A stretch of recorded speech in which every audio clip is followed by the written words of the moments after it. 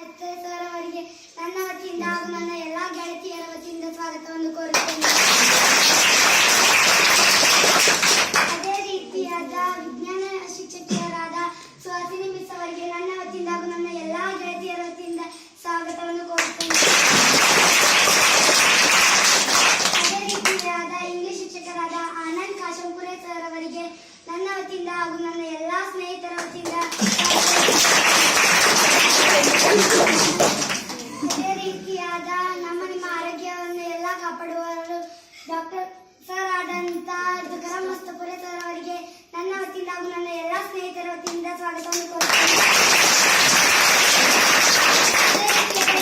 ಆದಂತ ಓಂ ಪ್ರಕಾಶ್ ಸರ್ ಅವರಿಗೆ ನನ್ನ ವತಿಯಿಂದ ಹಾಗೂ ನನ್ನ ಎಲ್ಲ ಸ್ನೇಹಿತರ ವತಿಯಿಂದ ಸ್ವಾಗತವನ್ನು ಕೋರುತ್ತೇನೆ.